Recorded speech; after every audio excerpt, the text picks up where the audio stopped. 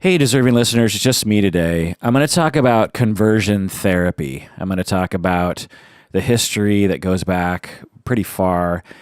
I'm going to talk about what it is, and I'm going to talk about the current state of the laws and ethics regarding conversion therapy, which is the therapy that people will use. It's a word for the therapies that people will use to try to change a gay person straight or a bisexual person straight. So that's what I'm going to talk about today, but let's introduce the podcast. First, this is the podcast called Psychology in Seattle, and I am your host, Dr. Kirk Honda. I'm a therapist and a professor, and I want to start with a story about a childhood friend of mine that I've talked about before. His name is Jason Graves. You can Google him. He's Googleable. I met him in high school, and we were, I would say he was in my inner circle. He was in my top sort of 10 friends, I suppose, junior, senior year.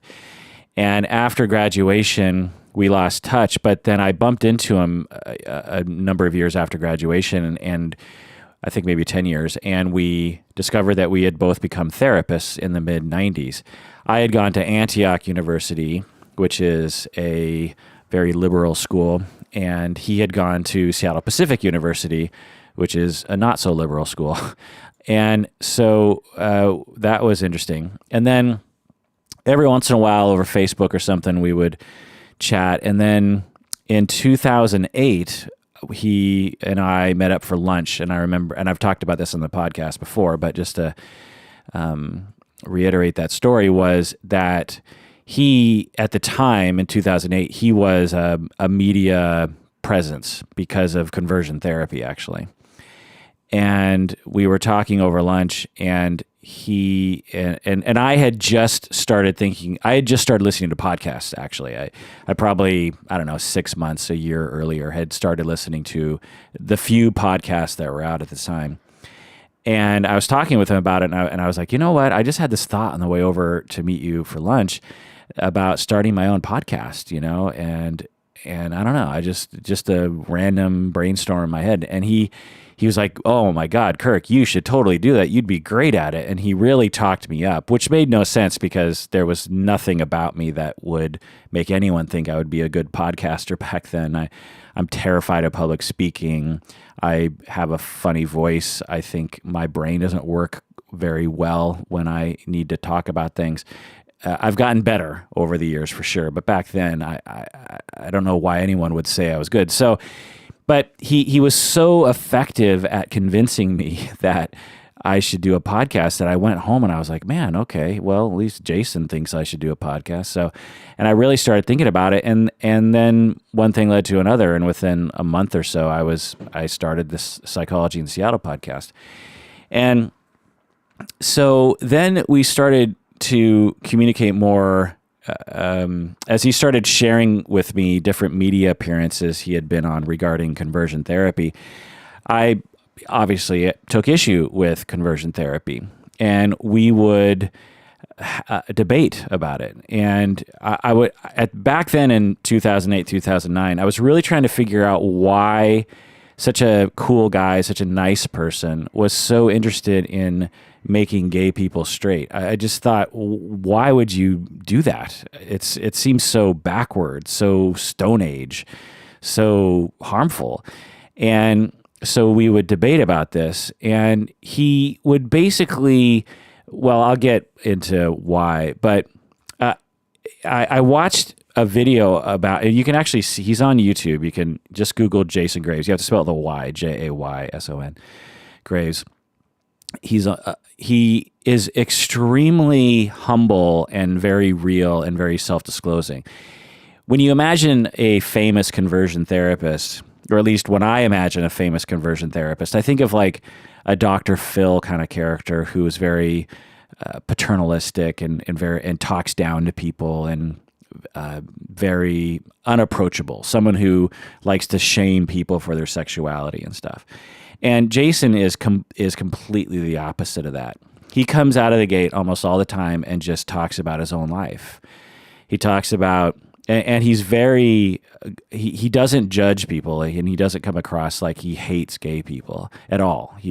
But he still believes that being gay is a sin, and he believes that being gay is something that will stray away from God, and that being gay is something that you need to address. You need to try to resist the temptation to have same-sex sexual relations. But if you watch his videos, he often will talk about his story, and he'll talk about how as a child he was sexually abused and physically abused, I think. And then he talks about how he was addicted to pornography and masturbation and how he was bullied. Incidentally, he talks about how he grew up further. So I'm in Seattle now, but I grew up in the sort of rural edge of Seattle, the Seattle area in what was called Issaquah at the time, called Sammamish now. And he grew up further east, I believe, in Carnation. So I grew up in a sort of rural suburban area, and he grew up in an even more rural area.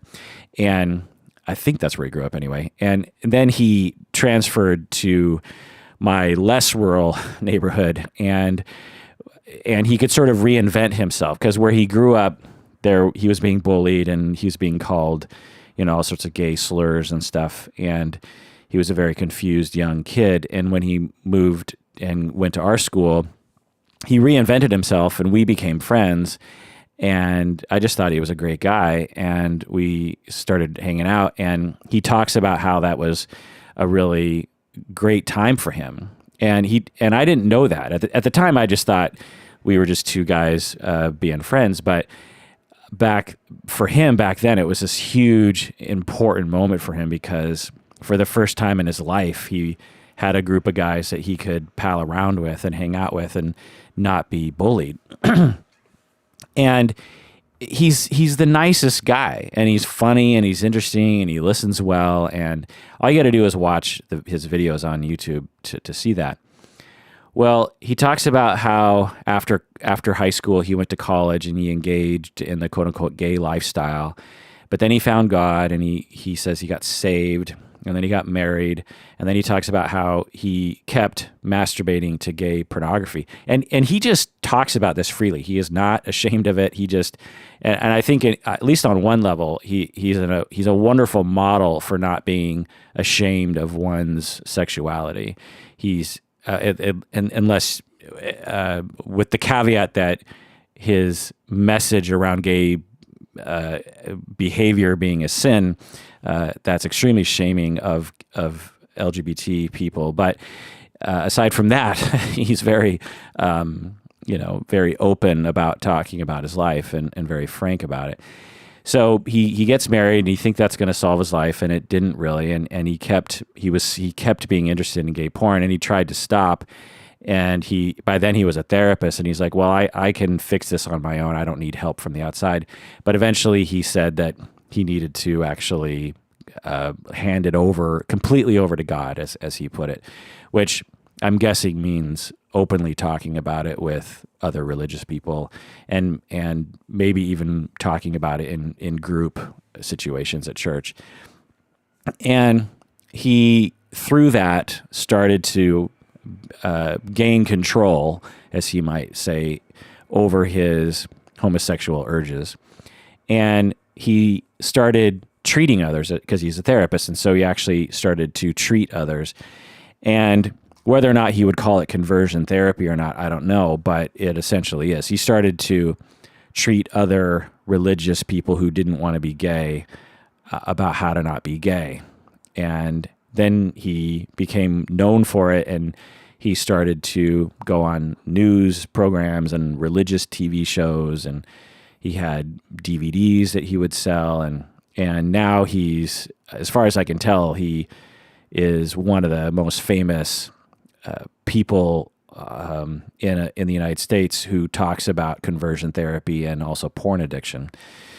So anyway, as I learned about his approach and would watch these videos, on one hand, I respected his honesty and his ability to be humble in this process.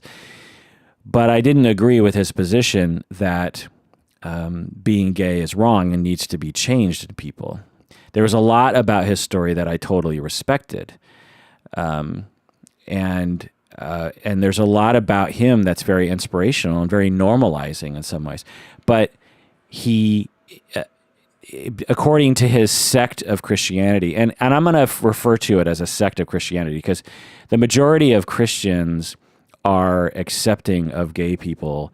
The majority of Christians support gay marriage, or at least it's at least very close to 50%, if not more than 50% of American Christians, not evangelicals yet, which I'll get into in a second. But by definition, if there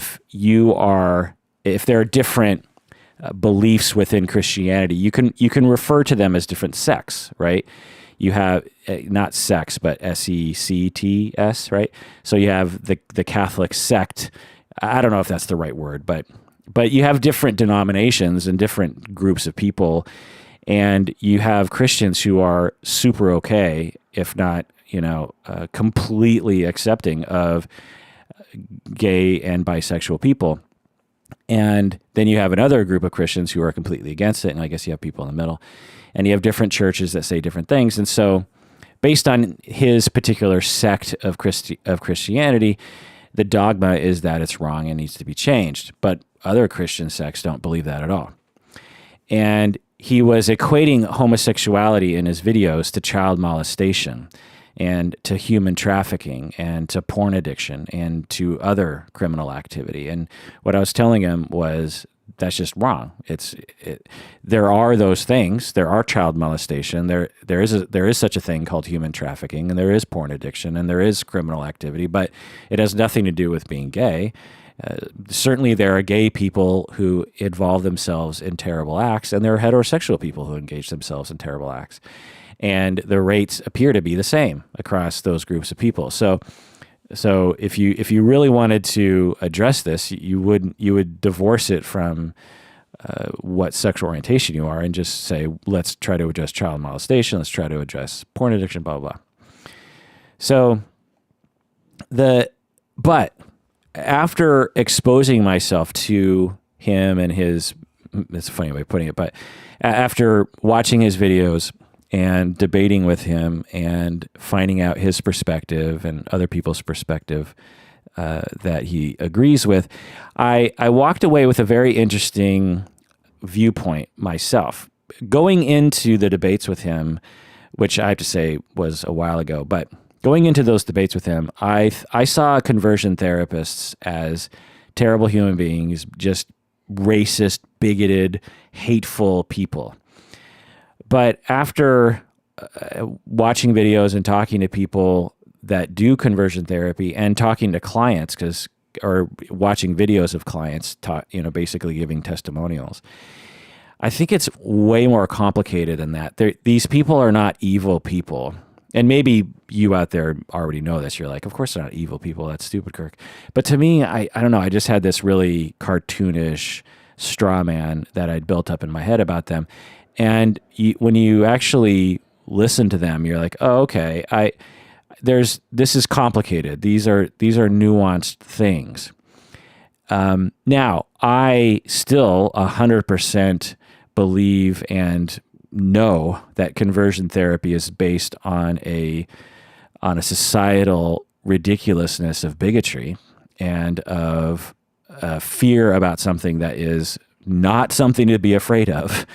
Now, I know that. I'm 100% on that. There's no debate on that. But when you actually talk to people who do conversion therapy and clients of conversion therapy, you're like, oh, I don't know. It's like, should these people have the right to seek the kind of therapy that they want to have based on their belief system? And we're heading in a direction in our society where it's becoming illegal, essentially, and which I think is a good thing. But there's going to be a group of people who are going to be upset by that, or are already being upset by that. But anyway, let's move on here. I'll talk about that more in detail later. Now, I should say that in my 20 plus years as a therapist, I've had clients who have come to me for basically conversion therapy. I've had a lot of different clients. And so sometimes clients will come to me and say that they want help for their gay impulses. I had one client who came to me and he had been happily married for many, many years. He had kids, and he had finally really admitted to himself that he had gay impulses. And he was married to a woman, I should say. So he was married to a woman, and he was living the life of a heterosexual because he grew up in a generation where being out was really just not an option. And so he just faked his way through it. And he also denied to himself that he was even gay himself. This is a very common story for gay people who are of a certain age and even today, right? But more prevalent in the past. And he came to me and he said, Kirk, please help me to get rid of these gay impulses because I'm starting to cheat on my wife, and that's wrong. So please help me to not be attracted to men and to try to control these urges because my life is going to fall apart. My wife might divorce me. I might lose custody of my kids, and I just can't have that happen. So in this situation, it's sort of weird, right? He's not coming to me without a life circumstance and saying, turn me straight. He's saying, I'm married, I have kids, I have a life, and I want to stay married. I love my wife and I love my family. I love being in a family, and please help me with this. And so at first I thought, well, I can't do that because you are clearly, we would explore it for a while, and I would say, well, we've explored it, and you've told me that you are inside 100% gay, and you've been living this lie this whole time. So I don't know if I feel good about having the goal of therapy be for you not to live the life that you deserve to live. But then he would say, but Kirk, I deserve to have a family. I deserve to have my wife. I deserve to have my kids. And yeah, I have to sacrifice this part of me, but I think I want to sacrifice that part of me. And I was like, well, I don't know. I don't know if I feel good about this because it feels like conversion therapy to me. And so again, we entered into a very exploratory realm where I was like, are you sure that this is the path you want? Because you could amicably divorce and stay totally in your wife's life and stay totally in your children's lives, and then be able to explore your quote unquote true sexuality. And so we explored that option. We explored what that meant and if you wanted to do that. And sure, there's a part of him that wanted to do that. But the bottom line was he did not, after much exploration that I thought would lead to him wanting to get a divorce, he was very adamant that, you know what, we've explored it and I am 100% sure that I do not want that life. If I could go back in time, yeah, I would love to start over and just live my true sexuality and be gay. But it's been 30 years now of this heterosexual marriage and family, and I don't want to give that up. I don't want to give up living with my wife and loving and being married. I like being married. I don't, it's not the ideal sexual situation, but I love my wife and I love my kids and I love family and I love our extended family, and I don't want to give that up, and I don't want that to change. And again, I would say it doesn't have to, you don't have to give it up.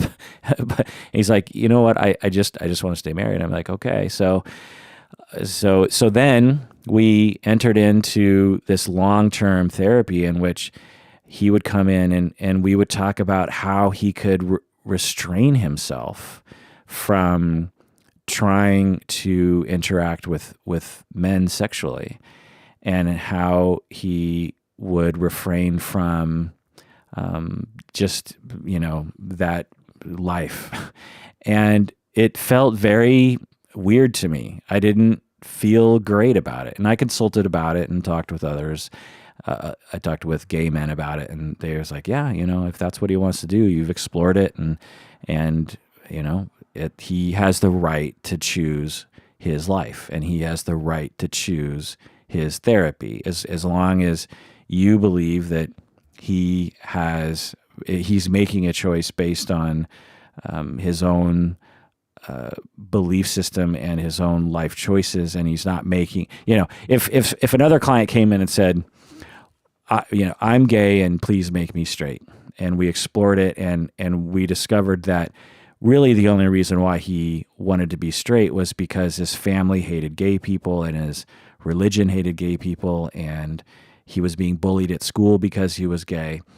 In that instance, I would really, really try and probably succeed, I'm guessing, because of the I don't know, innate nature of this is look, there are communities of people who are extremely accepting, if not welcoming, of gay people, and the communities that you're in right now are extremely oppressive and terrible and unfair to you. And how about you try hanging out with people who appreciate you and your sexuality and see how that feels? And then, he tries that out and he's like, oh my God, I don't have to beat myself up about this, and I can be myself. I can be me. And it's these other people that have this weird point of view, and I've done that before. I've done that with trans people before. And so there are, I don't know, I'm kind of rambling, but the point is it can be weird sometimes, is the point. But okay, so let's talk about conversion therapy, but let's do so after the break. I'm going to go into the history and all that kind of stuff.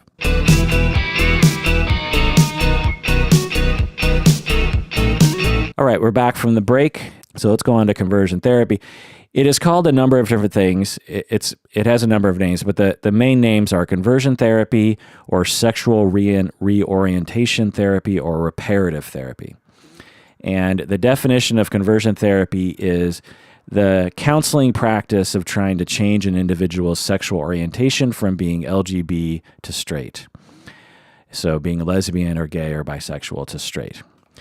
Now, trans people are often not included in the definition of conversion therapy because conversion therapy is primarily, if not solely, focused on the sort of person you're attracted to, not your gender identity. But of course, there are probably people out there who use conversion therapy, quote unquote conversion therapy, to try to make trans people cisgender.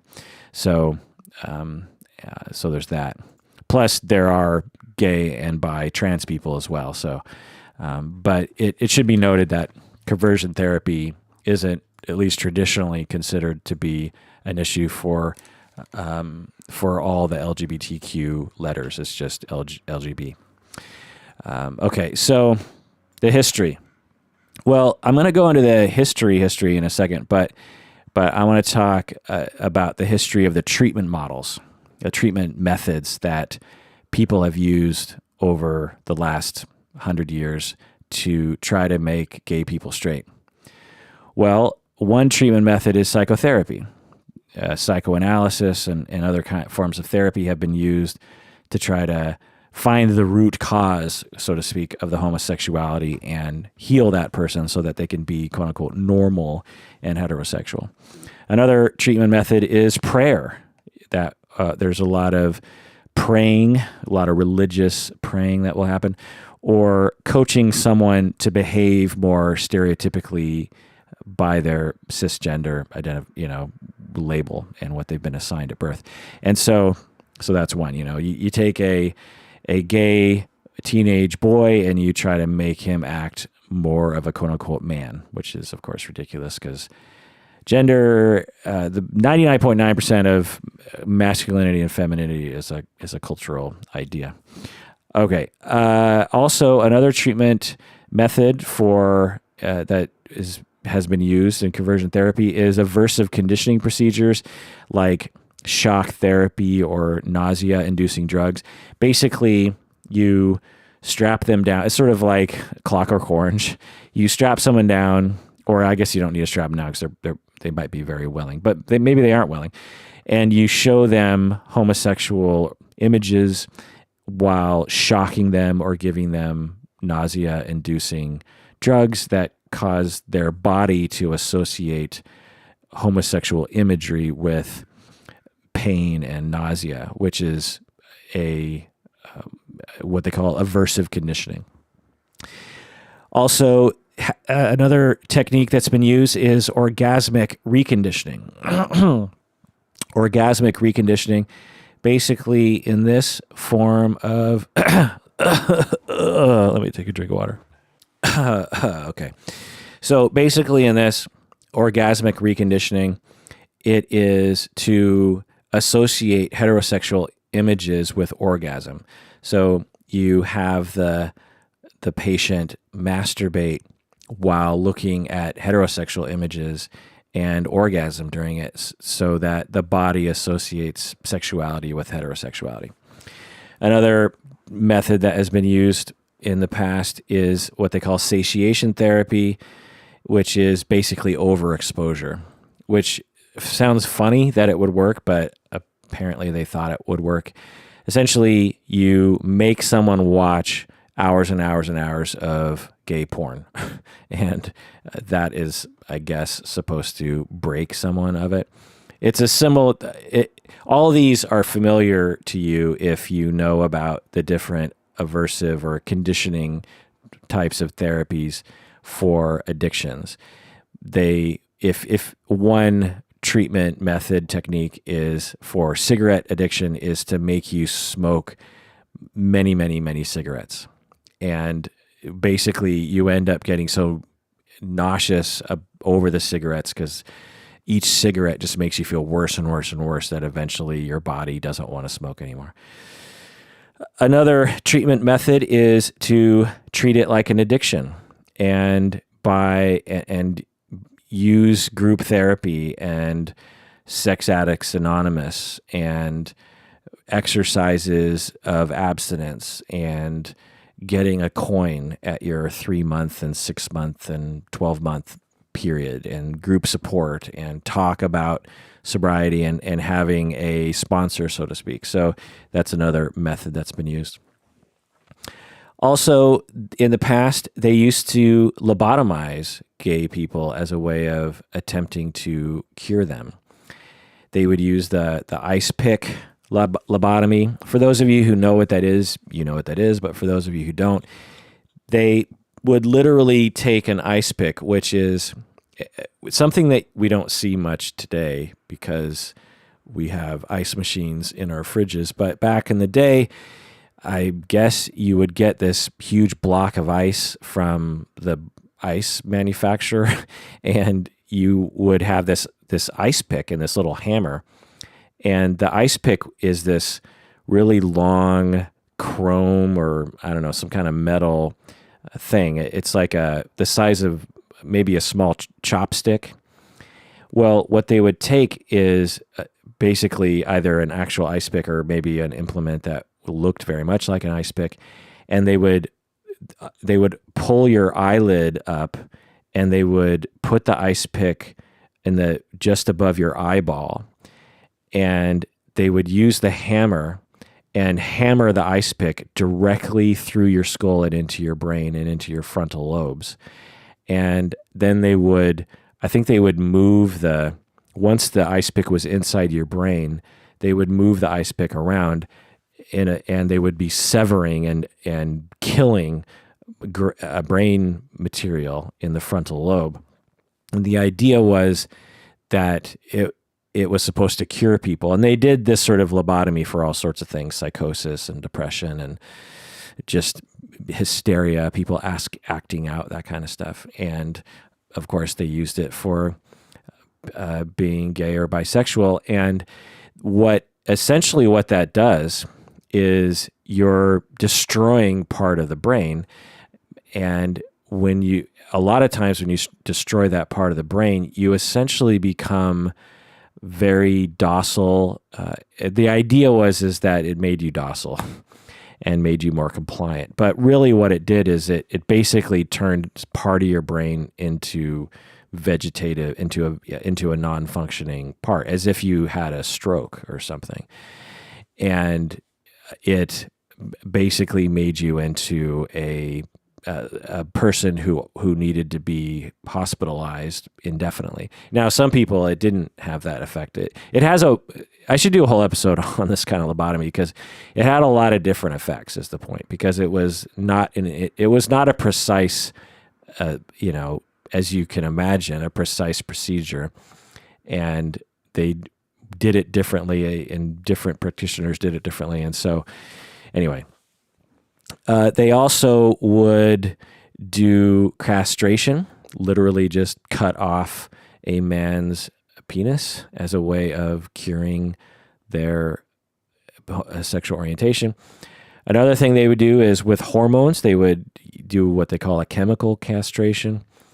They would also, and this one is just the best in its most horrible way, is there were physicians who would take a testicle from a straight man. I'm assuming a straight man who died, and they would implant it into the gay man's scrotum. They would take a ball from a straight dude and put it in as a third ball in the gay man's scrotum. I mean, what?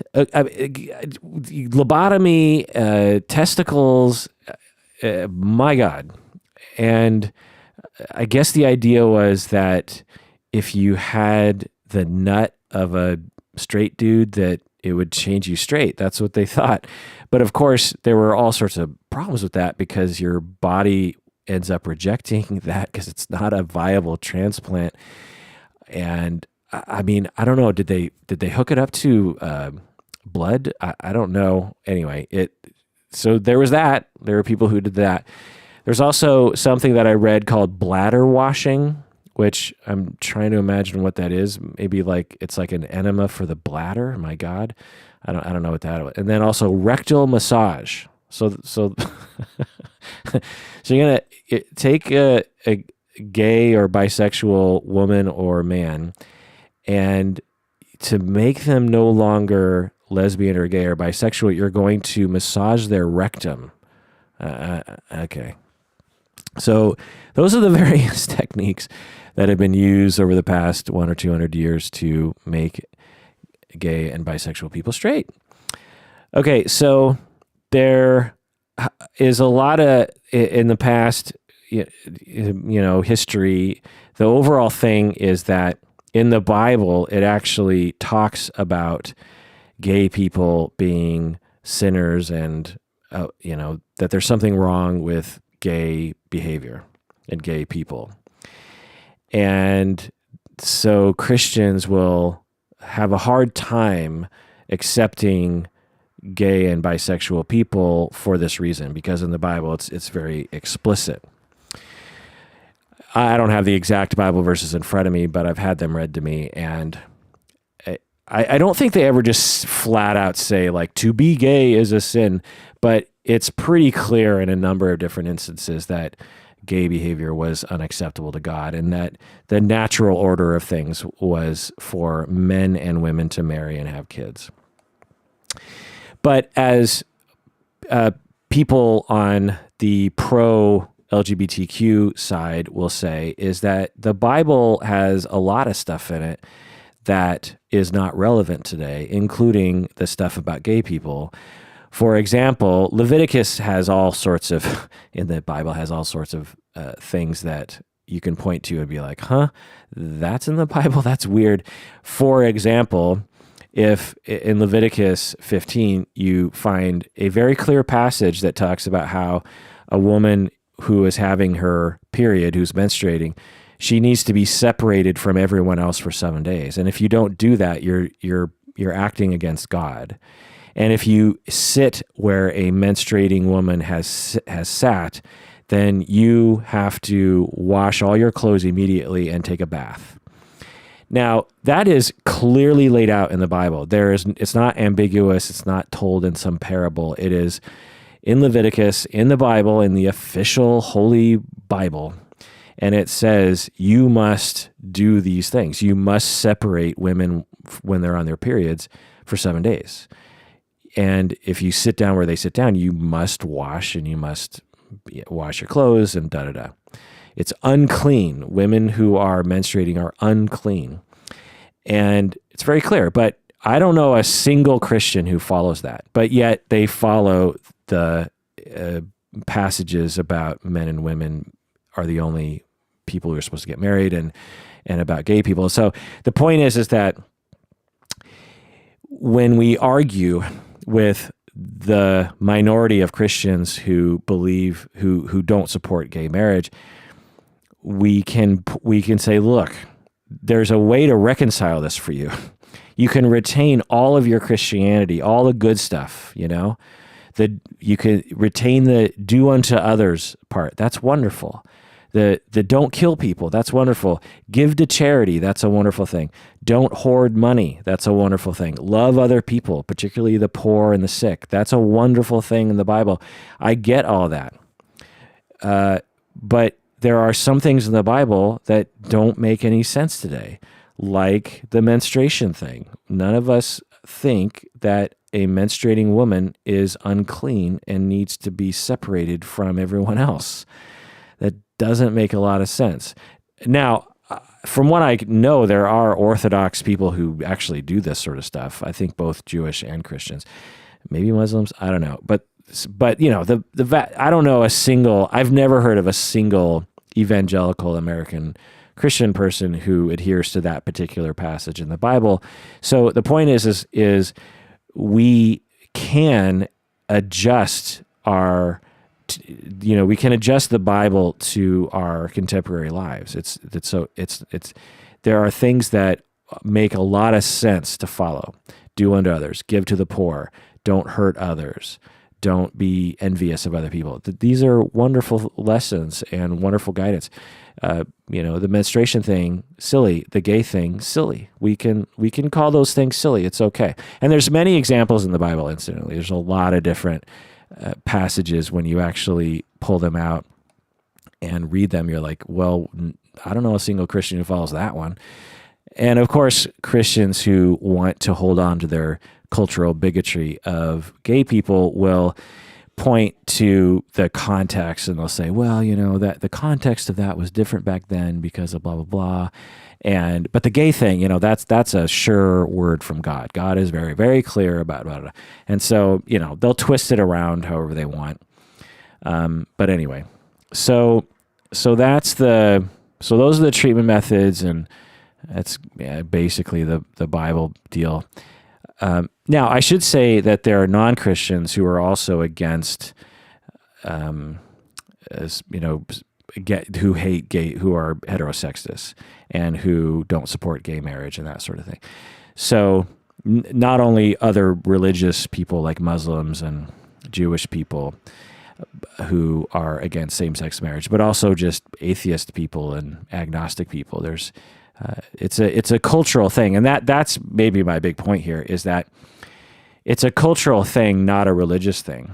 It's influenced by religion for sure, but by the sheer definition, which I'll get into later, that at least half, if not more, of Christians support same-sex marriage, then we can't really call it a religious thing. We can call it influenced by religion, but really what we're talking about, and the fact that we can look to people who don't adhere to any religion having the exact same view, that being gay is unnatural and wrong and immoral, then we can say that it's influenced by religion, but it's not a religious thing.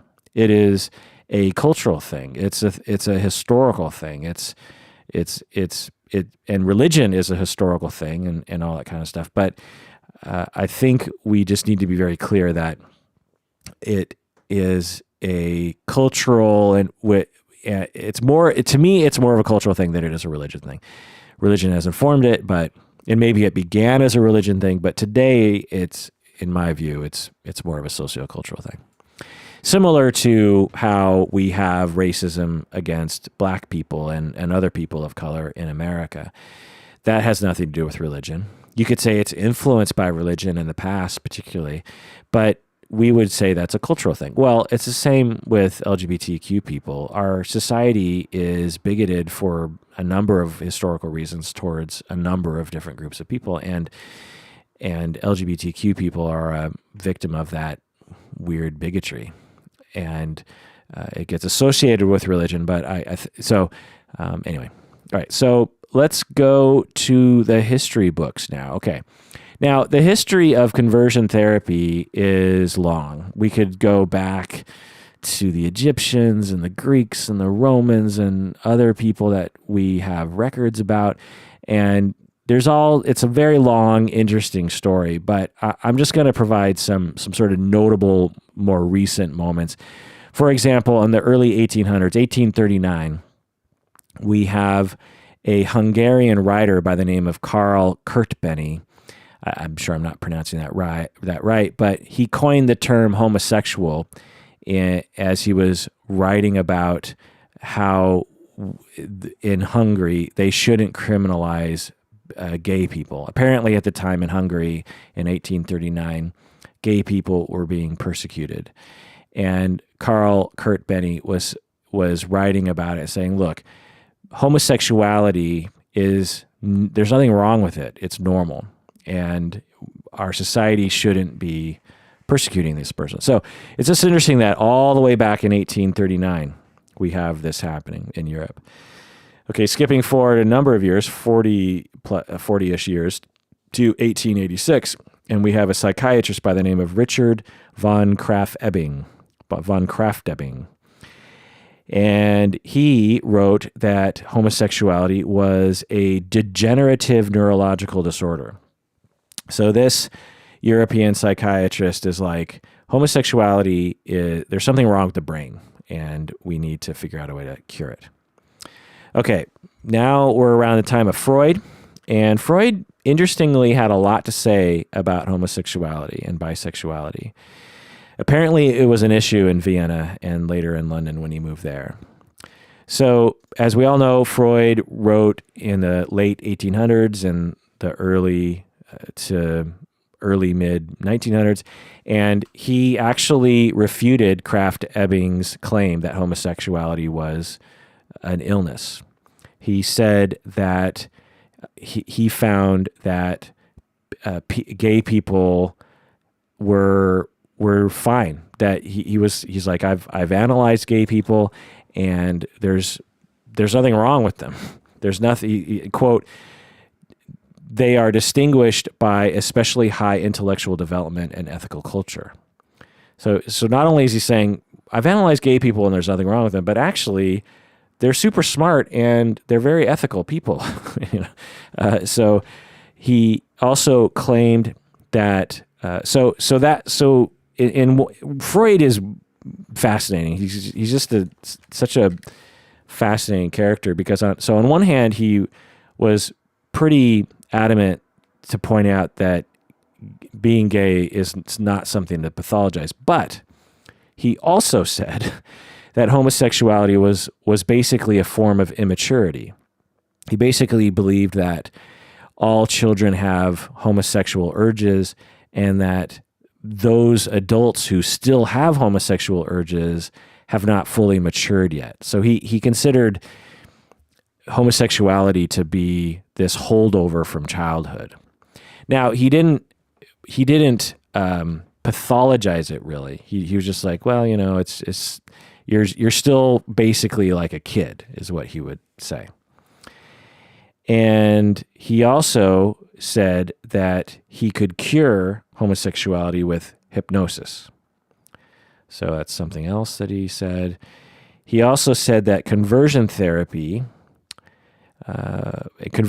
patients often wanted to become heterosexual because they were worried about the disapproval from other people in society, which Freud thought was not a good enough reason to engage in that kind of therapy. So people would come to him in Vienna and say, I'm gay and I want to be straight. And Freud would go, well, why do you want to be straight? And of course, they're using Austrian language in this situation, but why do you want to be straight? And these people would say, well, because everyone hates me and my parents are disowning me and society bullies me. That's why I want to be straight. And Freud's like, well, I don't think that's a good enough reason for you to change who you are. If the only reason why you want to change this aspect of your personality is because everyone is disapproving of it, I don't know if that makes any sense. I don't think that's a good enough reason for us to add that as a goal for psychotherapy. Okay, so I have more to say about Freud, but let's do that after the break.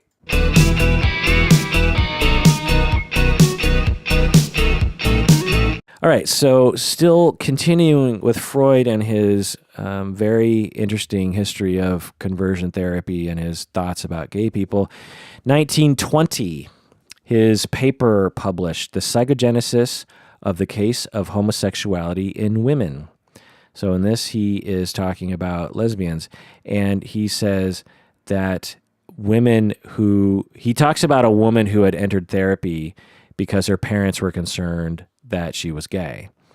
And he writes, to convert a fully developed homosexual into a heterosexual does not offer much more prospect of success than the reverse. So again, to convert a gay person to a straight person is as stupid and as successful as trying to change a straight person into a gay person, is what he's saying. All right, 1935, a very famous situation here, 1935, toward the end of Freud's life when he was living in London. An American mother wrote Freud, or verbally asked him, but I think wrote him, and asked him to do conversion analysis on her son. So this American mother is like, my son is gay, Freud, please fix him. And Freud wrote back to her, and he wrote, I gather from your letter that your son is a homosexual. It is nothing to be ashamed of, no vice, no degradation. It cannot be classified as an illness. We consider it to be a variation of the sexual function produced by a certain arrest of sexual development. So everything is just so great until that last clause there, right? He's saying, look, mother of this gay son, it appears your son is gay, and it's nothing to be ashamed of. It's fine. There's nothing wrong with your son. It's not an illness. It's just a variation of sexual function. And then he adds this bit, because your son is immature. It's like, God, Freud, why'd you have to add that? Now, as we go further into the history of conversion therapy, you will find that even though Freud had this view that homosexuality was immature, he was decades and decades before his time. The vast majority of other people at this time did not share his view. He broke from, as we'll get into in a second. But anyway, so when he actually did engage in conversion therapy, he wrote that he's like, look, if we're going to actually succeed at conversion therapy, the patient must be willing to change. The patient must be like, I want to change. He also said that the patient must still carry a strong heterosexual tendency, at least equivalent to the homosexuality tendency. And then he concluded by saying, and so not only is the patient need to be willing, which many aren't, but he's saying, so if a gay person comes to me and says, please change me, they have to be willing to change. Because if they're not willing to change, I can't change them. Not only that, but they have to still have a strong heterosexual urge. So basically what he's saying is they have to be bisexual. They have to be attracted to the opposite gender. And then he says, and even then, even with those kind of rare circumstances, only bisexuality is possible. So just think about what he's saying here is he's saying patients have to be willing and they have to be bisexual, and the best I can give you is bisexuality. So isn't that kind of weird? He's like, I can only help bisexuals become more bisexual. I'm guessing what he means by that is in today's words, because he didn't use those. I'm using those words, but in today's words, basically what he's saying is, look, if you have a kid who you want to marry someone of the opposite sex, the only chance this is going to work if your kid is willing to engage in that goal with me, and then they still have to be very attracted to the opposite sex. And the only thing I can give you is they can, I guess, in a sense, live the heterosexual lifestyle, even though on the inside they still have attraction to the same sex, but they just have to learn how to suppress that, I suppose. And so that's what he was saying.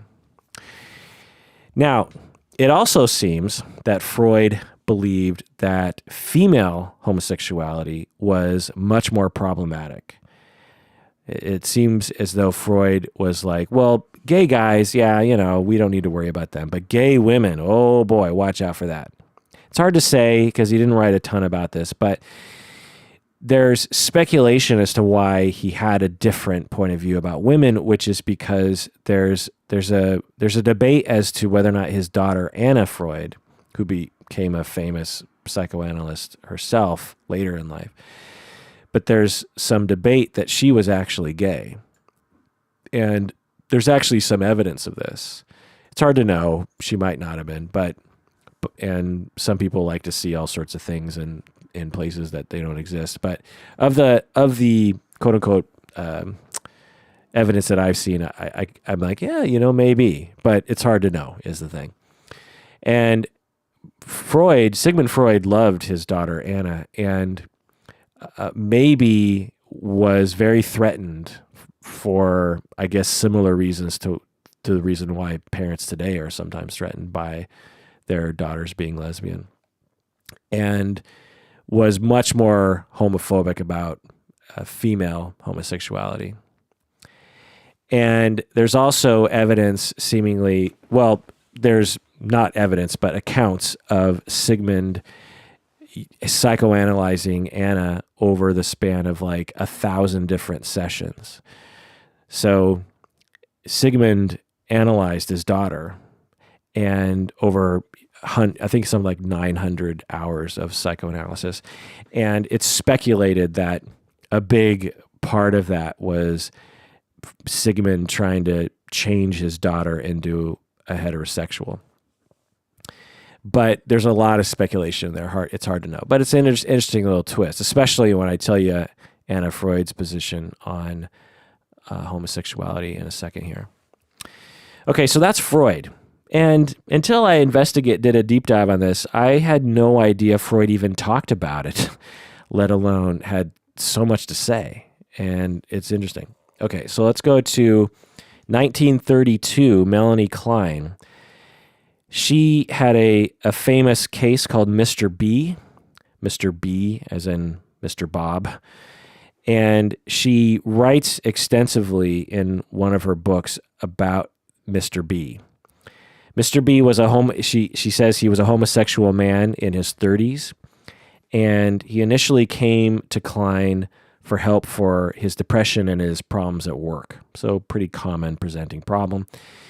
And at some point she discovered that he was gay. And instead of focusing on his depression and his work problems, she says, we gotta target you being gay. We gotta change that. So Melanie Klein believed not only that being gay was pathological, but it absolutely needed to be changed. Melanie Klein did. And so she analyzed him and made all these just extremely odd interpretations. And you really just have to read her book on this. It is interesting, to say the least, because Klein already had some interesting language about like the good breast and the bad breast and stuff. And some of it made sense and some of it is just ridiculous. And this whole Mr. B case is utter ridiculousness. When you read this, I have a mixed feeling about Melanie Klein, and after reading the Mr. B case, I have the scale has definitely tipped toward I'm not quite so sure about Melanie Klein and how she saw the world. There's definite some good things about Melanie Klein. Provided a lot of things actually to the way I see, not a lot, but at least some foundational things about object relations. But anyway, so you really should read this because to me, when I read Melanie Klein's conceptualization of this homosexual man, it's like someone wrote a parody of a psychoanalyst analyzing someone in this really stupid way. There's like all these psychoanalytic terms just thrown in there, and it seems like, man, you are stretching it. She talks about the Oedipus complex, of course, and she also has this term that I've never heard before. Instead of the good breast and bad breast, she has the good penis and the bad penis. And now, these terms are wonderful to use when you're having sexual relations with your partner, by the way. It's good sort of dirty talk, Give me the bad penis tonight, honey. Oh, God.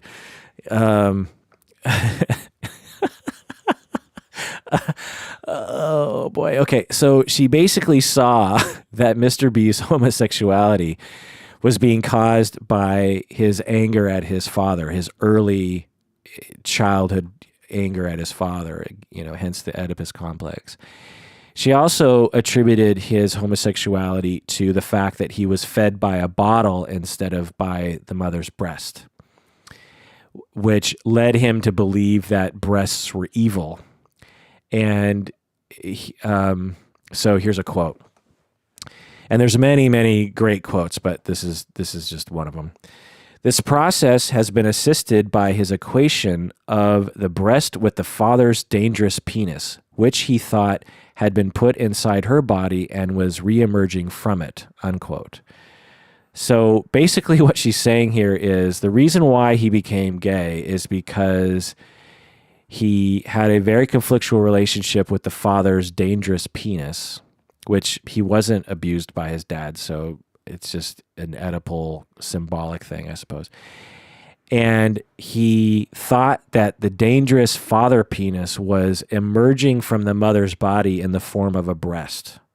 So just think about, she was saying this literally, this is not some symbolism stuff. She's saying that as a child, this man was afraid of the dad's penis and saw the penis emerging from the mother's body in the form of a breast and ended up resenting the breast, and that made him hate women so that he can't actually be attracted to them.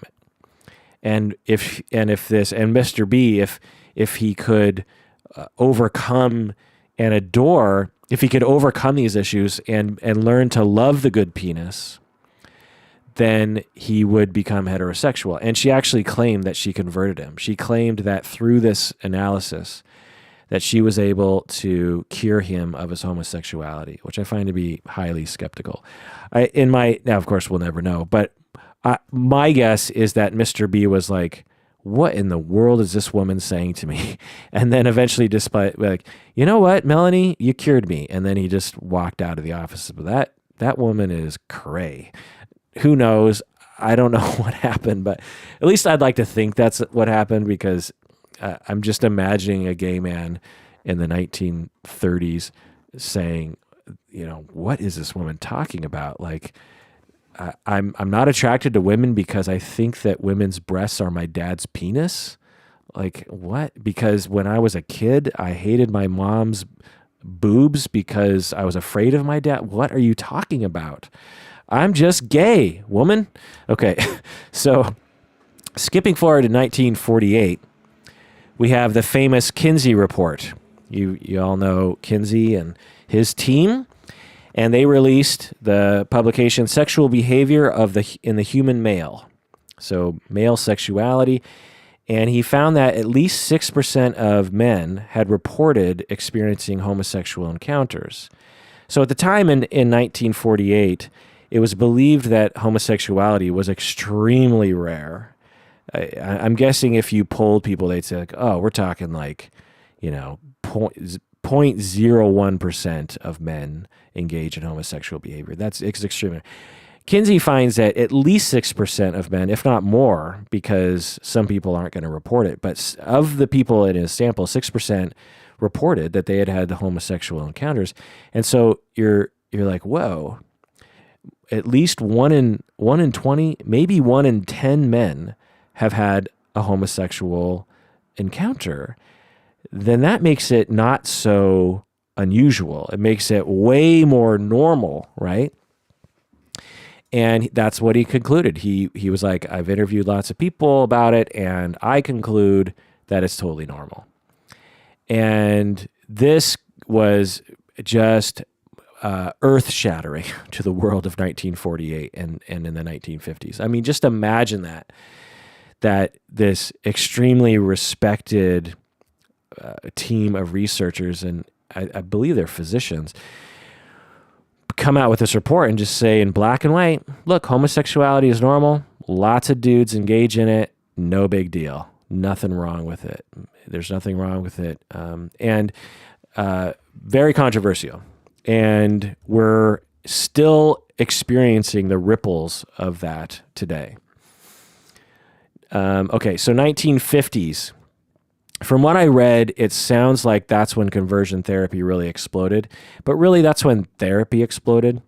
After the war, there was much more interest in being a psychotherapist of various kinds, whether it was being a psychoanalyst or a cognitive therapist or behavioral therapist.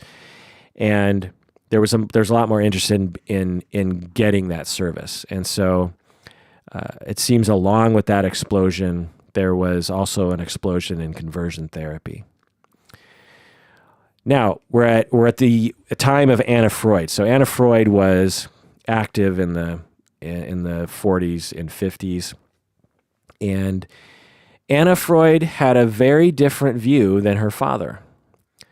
Incidentally, I was just in London and went to their London home, and it's where Sigmund lived with his wife and his kids, including Anna Freud, and it's a wonderful museum if you go. It's mainly dedicated to Sigmund, but it's also dedicated to Anna. And I was walking down the street. It's in Hampstead, London, and I'm walking down the street, and just a few doors down, there's the Anna Freud Family Therapy Institute or something, and there are kids being treated or something on the inside, and I could see kids playing, and so Anna Freud's vision is still living on, and so is Sigmund's. But anyway, Anna had a very different view than her father.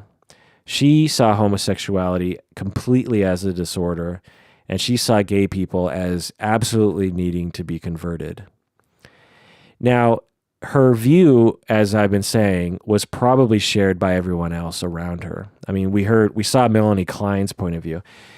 Freud's point of view and the Kinsey report were shining beacons of hope in a sea of dominant viewpoints regarding gay people and pathology and the need to change that. And Anna Freud was another one of those people. Now, if she was gay, then maybe it was internalized heterosexism. Or if she wasn't gay, was she a product of her time? It's hard to know. But anyway, in 1949, she published some clinical remarks concerning the treatment of cases of male homosexuality. So she published a thing about gay men. And she claimed in this document that she could convert homosexual men to heterosexuality. So this was a paper that was specifically written to showcase her ability to engage in conversion therapy.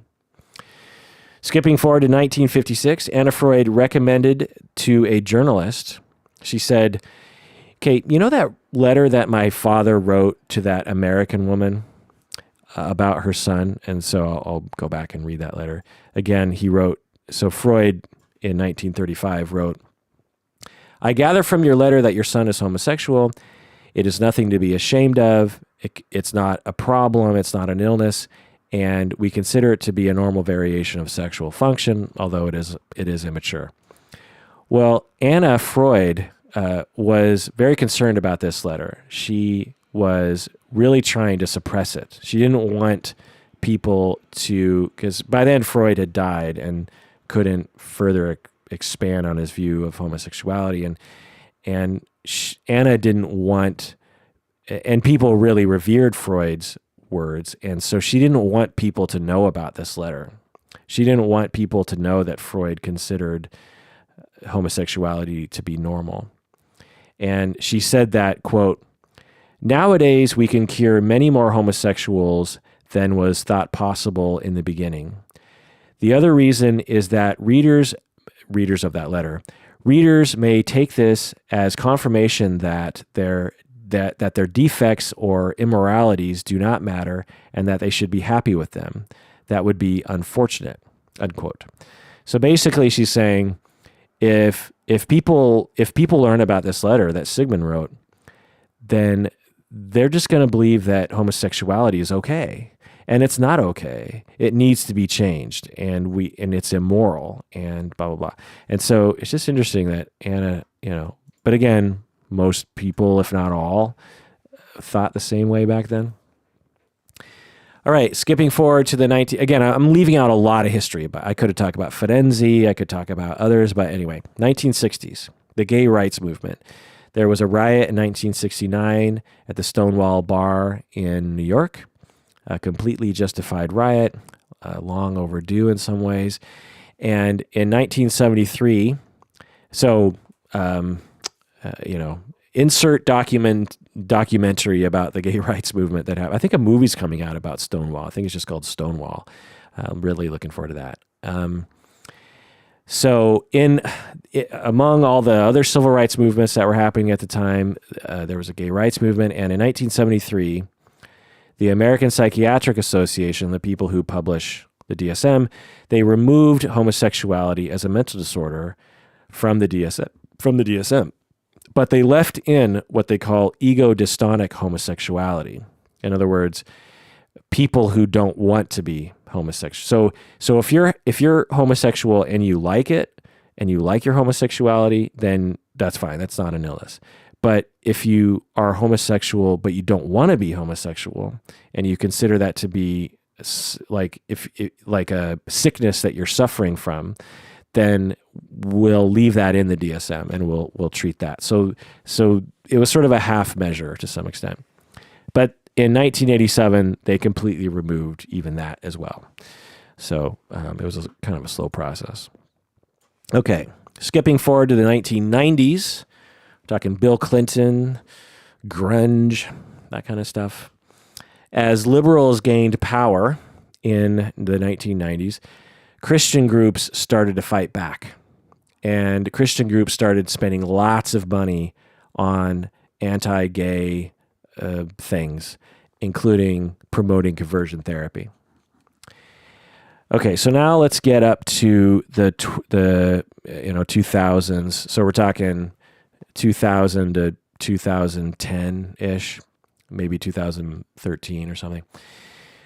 There's a concerted effort to do a lot of research on the LGBT experience and on conversion therapy. And what they found was a resounding, unanimous decision that conversion therapy does not work. It just doesn't work. It doesn't change people into a different sexual orientation. It doesn't work. In the same way that you can't take a heterosexual person and convert them into a gay person. It just you can't take a cisgender person and convert them through therapy into a transgender person and vice versa. You just can't do it. They also found that through empirical research, that there are many negative outcomes when this form of therapy is subjected upon people. And here's the list of negative effects that happen after conversion therapy. Depression, guilt, helplessness, hopelessness, shame, social withdrawal, suicidality, substance abuse, stress, self-blame, decreased self-esteem, decreased authenticity to other people, increased self-hatred, hostility and blame towards one's parents, feelings of anger and betrayal, loss of friends and potential romantic partners, problems in sexual and emotional intimacy, sexual dysfunction, high-risk sexual behaviors, a feeling of being dehumanized and untrue to the self, a loss of faith, which I thought was interesting, and a sense of having wasted time and resources. So they researched it extensively in the early 2000s and found that not only does it not work, it's worthless therapy, but it has just a slew of negative effects. And so scholars and researchers and therapists, they reached a fairly quick consensus that conversion therapy is completely unethical. It's harmful, and that it's based on societal prejudice and biased beliefs, which should be disregarded when it comes to mental health or the basis of disorders and treatment. And as a result of that, many professional organizations came out against conversion therapy. The American Psychological Association they officially said that conversion therapy is unethical, and they say, quote, altering sexual orientation is not an appropriate goal of psychiatric treatment, unquote. AAMFT, the Marriage and Family Therapy Association, also considers it unethical. Quote, the association does not consider homosexuality a disorder that requires treatment, and as such, we see no basis for such therapy, unquote. Many other organizations also came out against conversion therapy: the American Psychiatric Association, the American Medical Association, the American Counseling Association, the National Association of School Psychologists, the National Association of Social Workers, the World Psychiatric Association, and so on and so on. However, there is one group of counselors, one profession, that did not come out against it, but I'll talk about that after the break.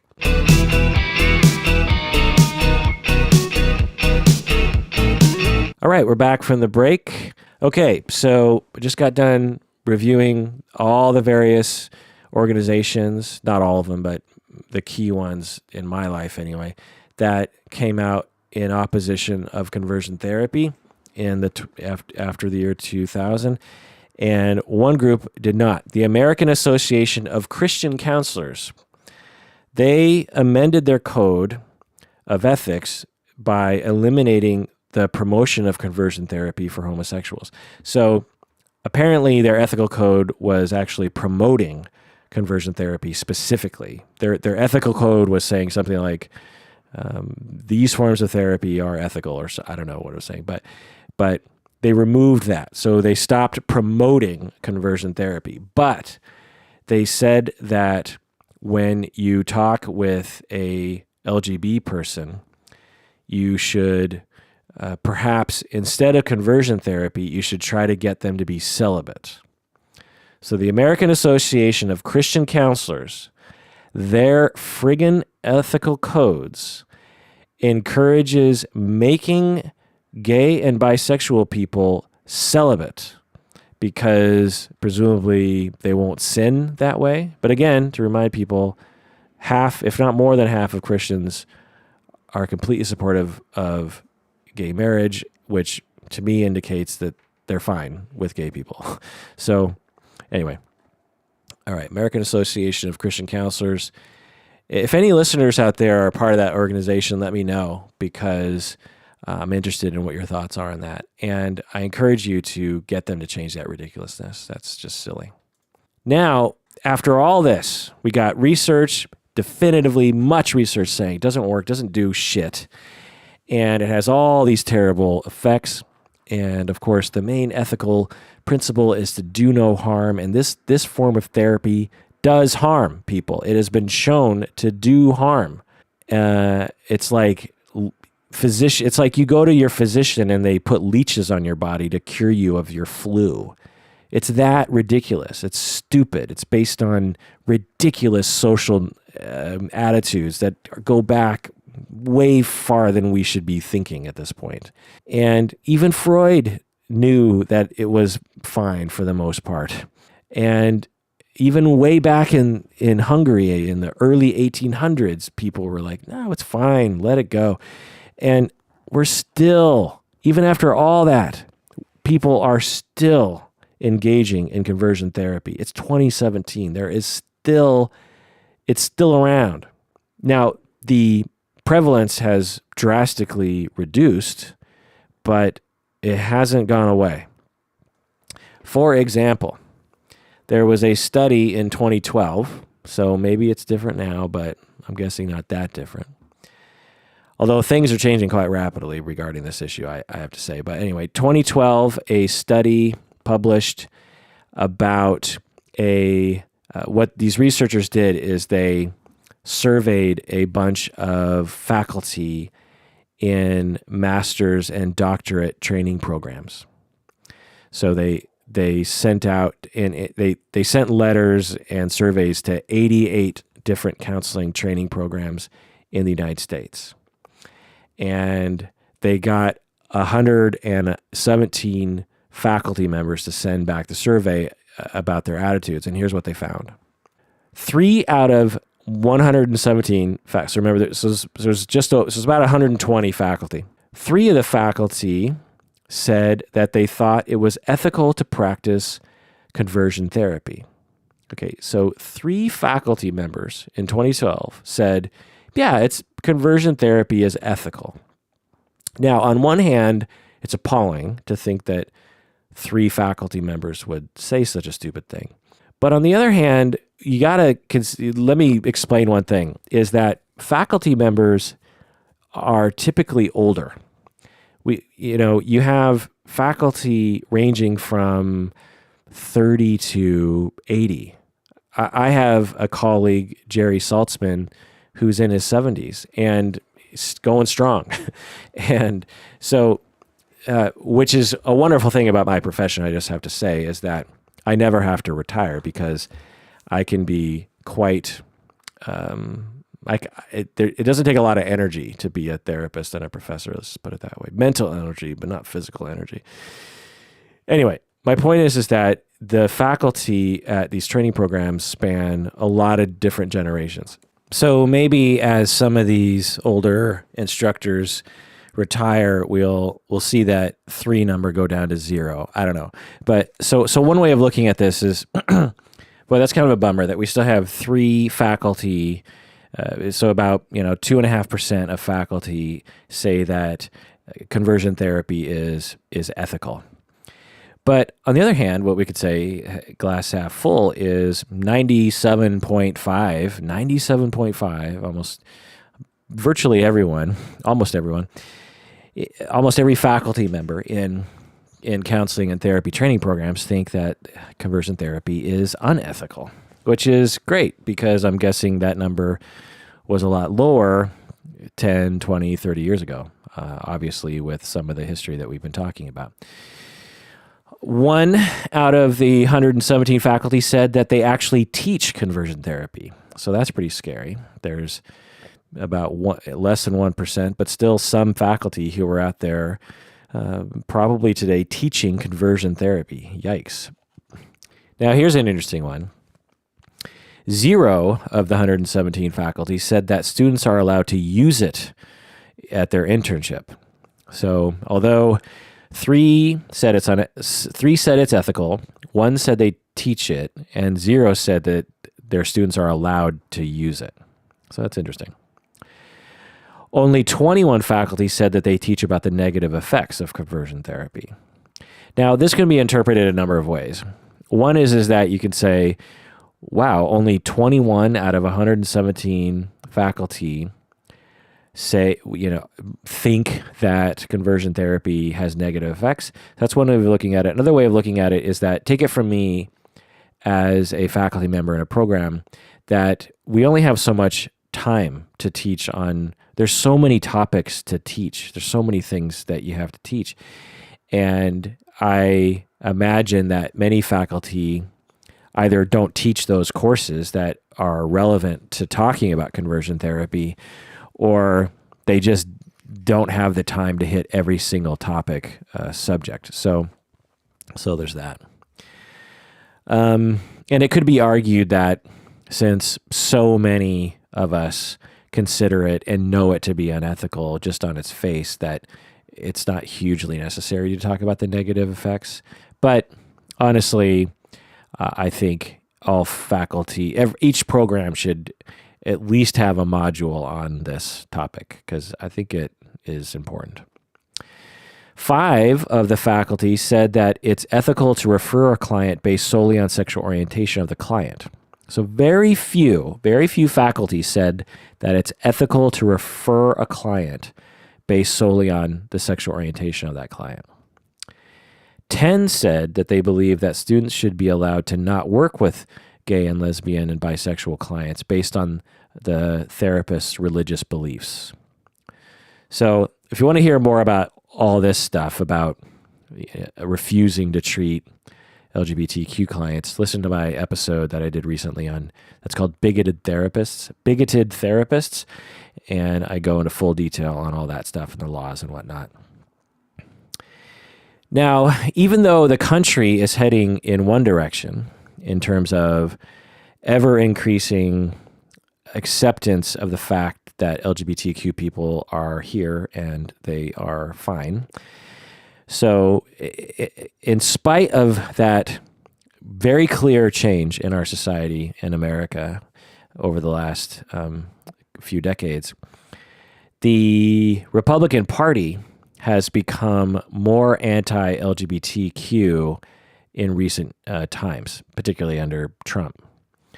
But it's not just Trump's problem. It's the whole general Republican thing, because the Republicans at the last party convention in 2016 adopted its most anti-LGBTQ platform that they've ever had in history. Now, one could say that they didn't need it before. They didn't need to state it explicitly before because society said it for them. But at any rate, the Republicans have put a firm stake in the ground saying that they are not going to support pro-LGBTQ legislation. And, Jesus Christ, come on, people. There are also prominent professionals that are still doing conversion therapy and people who are still famous for that. Jason Graves being one of them, but also Dr.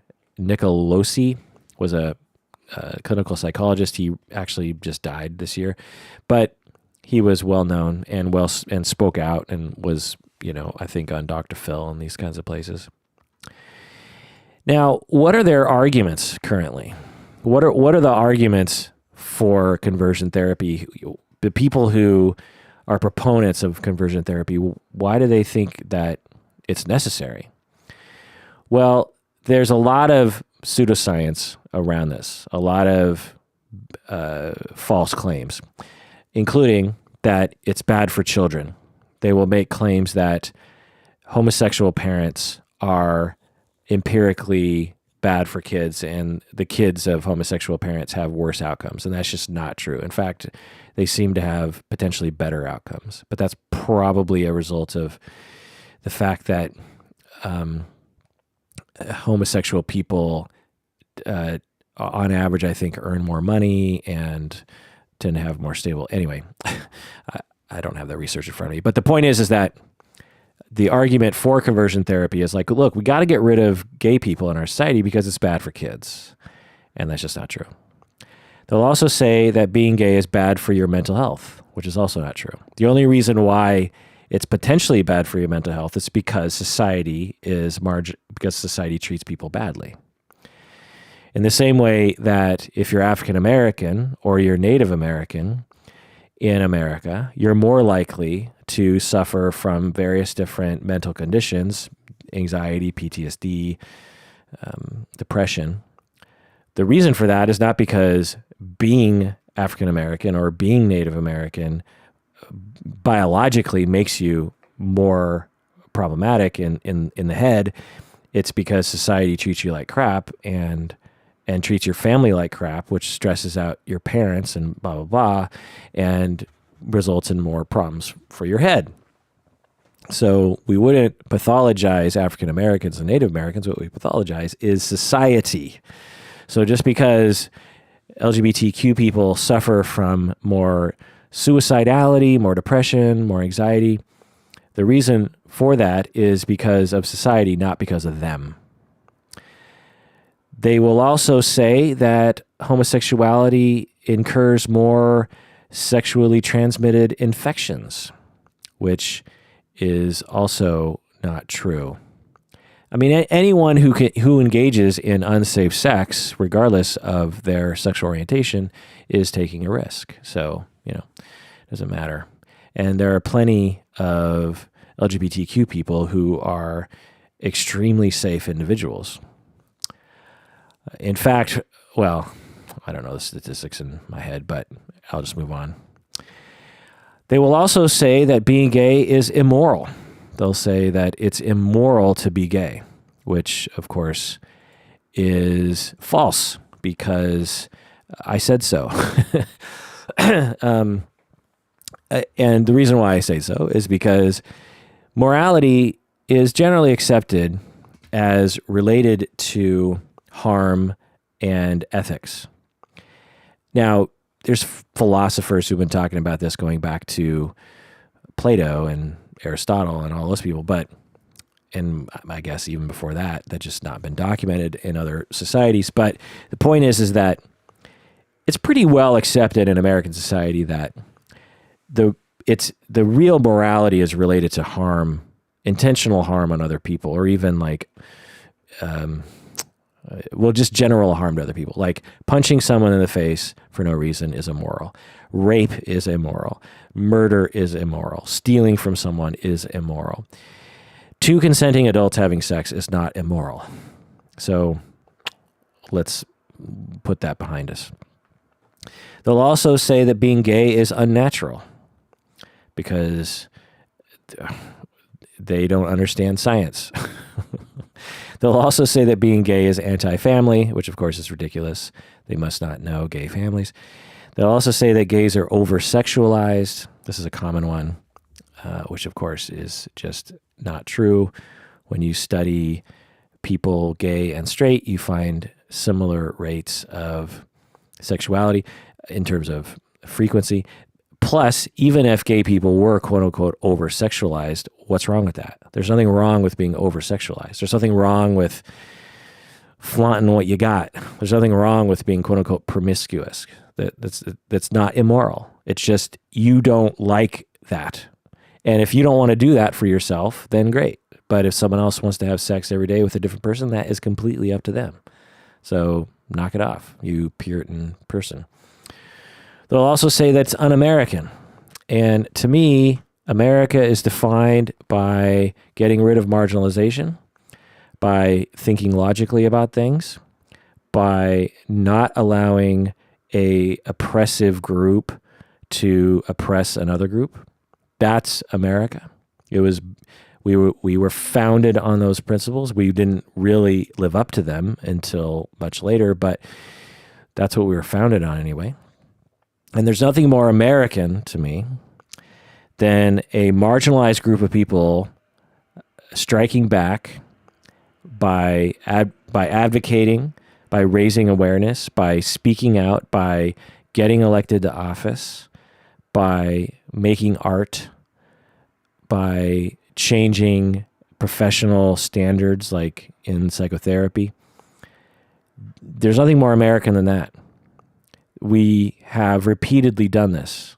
The civil rights movement, the Civil War, are movements to repair the damage done from Japanese Americans being in prison during World War II. This is America. You can have the flag fly high in the wind when oppressed groups fight back. That is America. It's disgusting to me the way that the flag is being co-opted or subverted by un-American people that try to oppress. Essentially, conservative, I don't know what the term, bigoted people who show the flag and think that it symbolizes white supremacy and the old ways and traditional gender values and stereotypes. That's not American. That's not my America. And I don't know, and most Americans who are American and like America are supportive of gay marriage. So I don't know what America they are holding up when they're flying that flag. So it's un-American, they claim, to be gay. And I say there's nothing more American than being gay. Well, it's very American to be gay. Let's just put it that way. It shows courage against the man. It shows individuality. It shows that you accept who you are. To be gay is to have more courage by definition. And so, land of the brave, land of the free, America. Anyway, they will say that being gay is a sin, which is not a scientific statement. We don't know, it depends on your definition of sin. But half, if not more than half of Christians consider being gay not a sin. So there's that. They'll say it's against the Bible. They'll say that they're not living the righteous path. They'll say that they're straying from God or they're condemned to hell. They'll point to scripture, including Jesus talking about things. They'll say, I read this article that was defending the side of Christianity that says that being gay is wrong. And they were talking about how having sex is about having babies. And since gay people, by definition, can't conceive through their sex, then they shouldn't be having sex, which I just think, like, how does that make sense? So every time a heterosexual married couple has sex, they're supposed to be trying to have a kid? Like, I don't know if many people believe that anymore. They'll also say that children have the right to a mother and a father. And I don't know what that means. You talk to kids who have two dads or two moms or five dads, and they don't care. They love their parents, and they love being loved by their parents. It'd be like saying everyone deserves to have a parent of every different ethnicity or something. It's like, or everyone deserves to have a tall parent and a short parent. It's like, what does that even mean? Who cares? Every child deserves to be loved, and the more love, the better. Yeah. And having more than one parent is often a better thing because you can get more attention, and your parents can take breaks and they can support each other. And so, being a single parent can be, on average, creates issues that are hard to overcome regarding parenting. So you could say having two parents is probably better, but empirically it doesn't matter if they're gay or straight. Okay. So before I get into the laws and whatnot, I just want to remind us that of the debate regarding, and the debate is sort of going on right now, which is, what about people who want conversion therapy? The people that I've seen in Jason Graves' videos, they are desperate for conversion therapy. It's not being imposed upon them. These are adults, like 40-year-old people who are desperate for what they think is help to change them from gay to straight. They desperately want that. Now, we can say that's based on society and it's bigotry and it's bias and it's prejudice, and that when our society changes, people won't want to change in this way anymore because they won't have any reason to. But shouldn't an adult be able to choose the kind of therapy that they want to go through, especially when it's something like this? There are people who have surgery to put, like, you've seen those people who have like that donut put under their forehead. I don't know if you've ever seen this, but it's this surgery, this plastic surgery that maybe it's like silicone or something, and it's a donut shaped ring that they put underneath their forehead skin, and it looks very odd. But don't people have the right to choose to do that? It's America, it's the land of the free, and people should have the right, even if it's based on something sort of odd, some kind of odd belief, right? Well, if someone has an odd belief that being gay is wrong, and they don't want to be gay and they want a certain service to help them not be gay, then shouldn't they be allowed to engage in that therapy? Well, that's an interesting debate, and you'll hear things on both sides. I don't know what to think about that, honestly, because I have a libertarian streak in me, and when I think about America, I think about land of the free, and I think about not impinging on people's freedoms unnecessarily. And if a human being, after being told that they might be only wanting this because of society's weird norms, and they still want it, then they should be able to get it, right? I mean, it's their choice. You can't stand in their way. That doesn't seem right. But on the other hand, I know it's clear to me that the only reason why anyone would want it is because society is making them feel like crap. And if society would stop doing that already, then they won't feel that way anymore. But on the other hand, society is not going to stop that anytime soon. Oppression, marginalization, hatred against LGBTQ people is not going to stop anytime soon. It's here, and it's changing, but it's going to be a while before it's significantly gone. And so, I don't know. I don't know what to think. I don't have answers for that.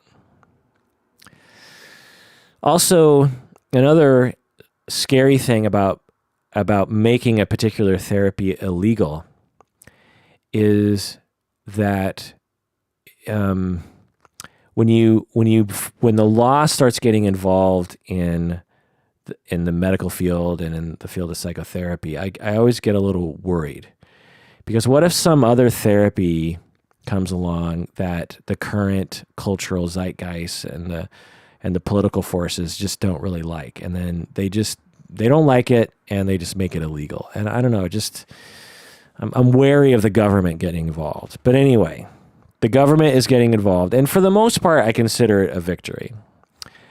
So for the most part, I'm like, yeah, I definitely feel good about the laws that have been changing that are pro-LGBTQ. But there's an asterisk to that joy, but mostly joy. Okay, so this is as of 2017, because I'm sure over the next 5-10 years, there's going to be even more victories in this area, particularly one, which I'll get to in a second. But currently in September or early October 2017, 9 states in the United States have laws that ban conversion therapy for minors. So this is for minors, you have to understand, not for adults. You have New Jersey, California. California was the first, I think, in 2012. You have New Jersey, California, Illinois, Vermont, New Mexico, Rhode Island, Nevada.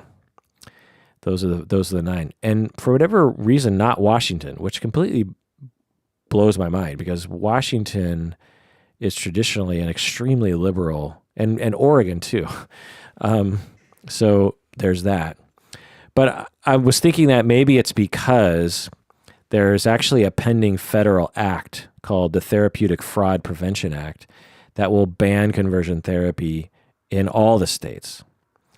So there's an act that is trying to be pushed forward in the House and the Senate to try to ban it in all the states. And it's being authored and pushed by Representative Ted Lieu from California, Senator Patty Murray from Washington, and Senator Cory Booker from New Jersey. And so Senator Patty Murray in Washington, I'm wondering if she's like, look, Washington State, don't worry about your laws at this point because we're going to make it illegal in every state. So let's pour our energy into that stuff. I don't know. I don't really know what the answer is to that. However, it has been made illegal in Seattle. So it's illegal in the city of Seattle only, and nowhere else in Washington. So yeah. And just take a guess as to what political party those three people are. They're all Republicans, just joking. Now, there's pending legislation also in other places like Delaware, Hawaii, Iowa, Kansas, Maine, Massachusetts, Minnesota, New Hampshire, New York, Pennsylvania, Texas, Washington State, West Virginia, and Wisconsin. So we'll see what happens with there. There's also a number of cities that have and counties that have made it illegal, like Washington, D.C., like I said, Seattle, Pima County, Arizona, 3 cities in Pennsylvania, 5 cities in Ohio, and several cities in Florida. So the Florida thing and the Ohio thing, I speculate that the reason why this is happening is because the state government is anti-LGBTQ rights. But Florida has a number of gay people in it. Miami Beach, these kinds of places. And there's a lot of them. And so they have a lot of political power in those particular municipalities and therefore are able to pass laws in their cities independent of the overall state politics. So several cities, probably like 20 different cities in Florida have passed laws banning conversion therapy, which I find just to be this. Florida is a very interesting state. Let's just put it that way. Also, it should be noted that in the judicial system, many U.S. courts, including the U.S. Supreme Court, have repeatedly sided with LGBTQ rights regarding conversion therapy. So the court is on our side in that way. Also, regarding international stuff, Malta was the first European nation to ban conversion therapy. So that's interesting. All right, so let's take a break, and when we get back, let's talk about some statistics here.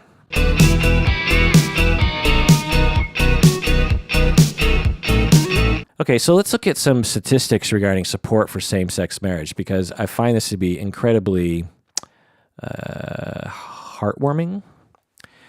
Okay, so when we look at statistics, because in today's world, especially if you're watching CNN and Fox News, which I don't recommend, by the way, it looks like Trump owns everything. He dominates. And it's like, I have been avoiding Trump over the past few months. And I have to say, like, the farther I avoid him, the more I realize that he's just a tweet person. And he has very little to do with actual American lives. If you just ignore him, it's like there's a lot of things happening in America and even in politics that really have nothing to do with Trump. And the fact that people pay attention to him so much is exactly what he wants and is exactly what got him elected. The fact that particularly Democrats pay so much attention to him, he loves that stuff. Even if you hate him, he loves it. And the alt-right loves it when Trump pisses us off. So the more pissed off you get, the more the alt-right feels like they're winning. And so now this doesn't mean you ignore national politics or anything, but I'm saying, like, just ignore the tweets. I'm a therapist, and I've treated, and I know a lot of you are therapists out there. we've treated teenagers and kids before, right? And sometimes a strategy, there's a lot of parents out there too, right? A lot of teachers out there. All of us know that when you're dealing with a cantankerous kid, one who's acting out, trying to get a lot of attention, the first thing you do is stop giving them attention. You stop engaging. You stop allowing yourself to get provoked. You stop allowing them to push your buttons. It's classic. You stop.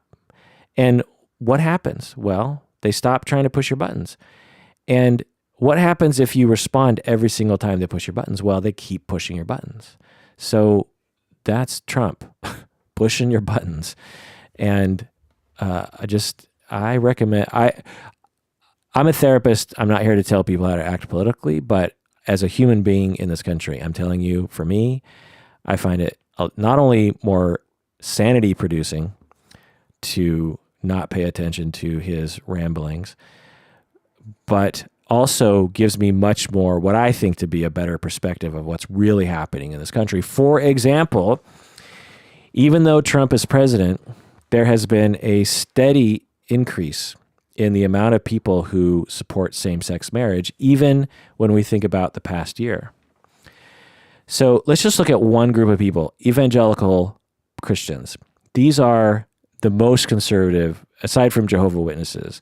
They're the most conservative group, and there's a lot of them. Something like 25% of Americans consider themselves evangelical. It's a lot of people. That's like 100 million people, 75 million people. And they have been steadily becoming more and more supportive of same-sex marriage. If we go back to 2001, evangelicals were only 13% of them were supportive of same-sex marriage. 13% back in 2001. So it's not a lot of people. Each year, it gets more and more and higher and higher and higher. And then let's look at 2016, last year. Before Trump was president, 27% of evangelicals support same-sex marriage. 27%. Not great, but to some might be surprising. Now, what happens between 2016 and 2017? Well, Trump's president, right? He's their man. And therefore, they should be emboldened, and this number should go down, right? They should hate gay people. But no, it has one of its biggest jumps of all time. It goes from 27% to 35%. Now, that's still shitty. It should be 100 freaking percent. But we're definitely rapidly heading in the right direction. In 1 year, again, in Trump's America, 2017, evangelical Christians, 35% of them support same-sex marriage. 35%.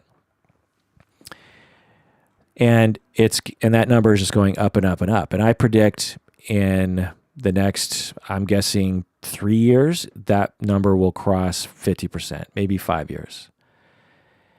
Isn't that wonderful to think that in 3 to 5 years, most evangelicals will support same-sex marriage?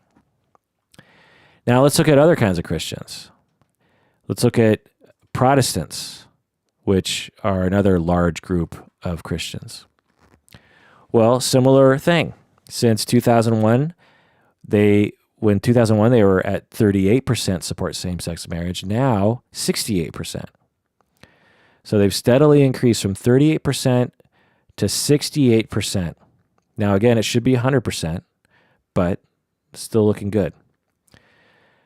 Black Christians, African American Christians, went from 30% to 44%. So not great, but again, still increasing, and it's just a matter of time before that is, close to 100%. Catholics went from 40% to 67%. And other groups, we have Buddhist people. Currently, 88% of them support same-sex marriage. We have Hindu people, 71% support same-sex marriage currently. Jehovah's Witness, only 16%. So Jehovah's Witness are extremely against same-sex marriage. Jewish people, 81%. Mormon people, 36%. Boo. Muslim people, 45%. Not great. And unaffiliated, so these are your atheists, your agnostics, your spiritual but not religious, 83%. So the three biggest groups, you got Buddhist people, you got Jewish people, and you got basically non-religious people, are around 80 to 90% supportive of same-sex marriage. And the lowest is Jehovah's Witness, way low at 16%. And then the next groups of people, you have evangelicals and Mormons and Muslims in the 30s and 40%. And again, Catholics and regular Protestants are the vast majority of them in favor of it. So this is great. And I'm guessing in other areas we are also progressing. So our society is moving forward in spite of Trump, which I just want to point that out. And so my guess is that eventually conversion therapy will be made illegal either individually in each state or will be federally illegal, which is wonderful. Eventually, those faculty who still hold on to the notion that it's ethical to do conversion therapy will either retire or they'll change their mind. And we will be able to move forward. We will be able to put this behind us and move on to more important matters, because this is ridiculous, people. Being lesbian, being gay, being bisexual, being trans, being queer, being asexual, being polysexual, or, polyamorous, not polysexual, being polyamorous. All this is fine. It's fine. There's nothing wrong with it. Empirically, there's nothing wrong with it morally. It's not un-American. It's not unnatural. Everything is fine. And there's nothing to be afraid of. And adults should be allowed to live the life that they want as long as it doesn't harm other people in this way. And the laws should reflect that.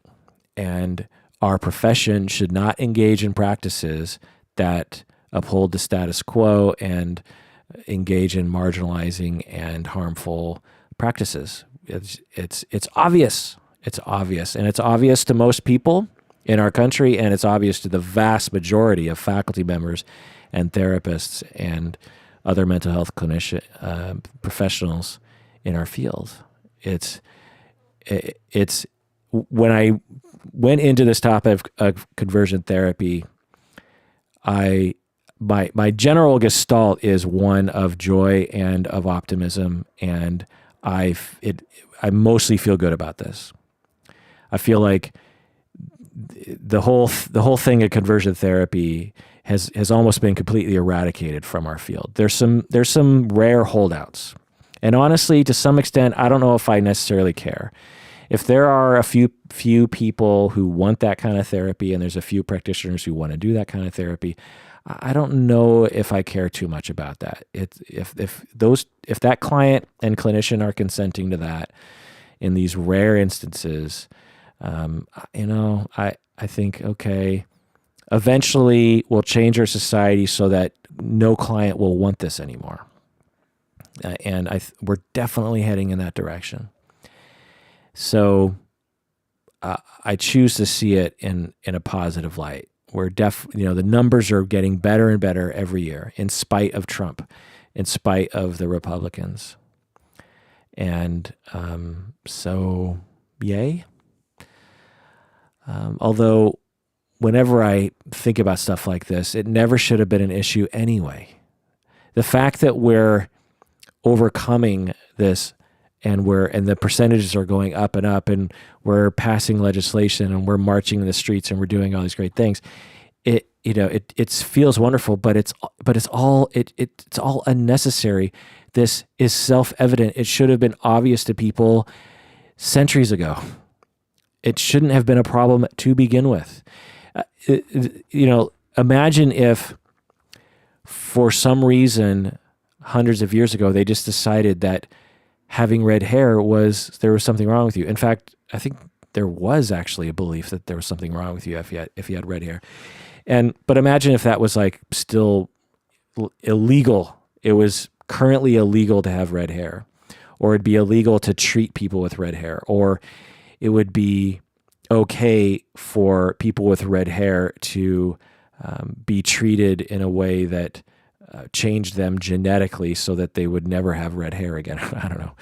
Anyway, imagine if that were true. You'd be like, well, that's ridiculous. Why would you target that innocent group of humans for that arbitrary reason? Just red hair, who cares? Well, it's the same thing with being LGBTQIA. Who cares? Who cares? That boy likes boys. That woman likes to have sex with women. Who cares? It doesn't matter. It shouldn't ever have mattered to begin with. And so our success here is like we're winning something that we never should have been forced to have fought in the first place. So, boo. Well, that does it for that episode of Psychology in Seattle. Thanks for joining me out there. Please take care of yourself because you deserve it. You really do.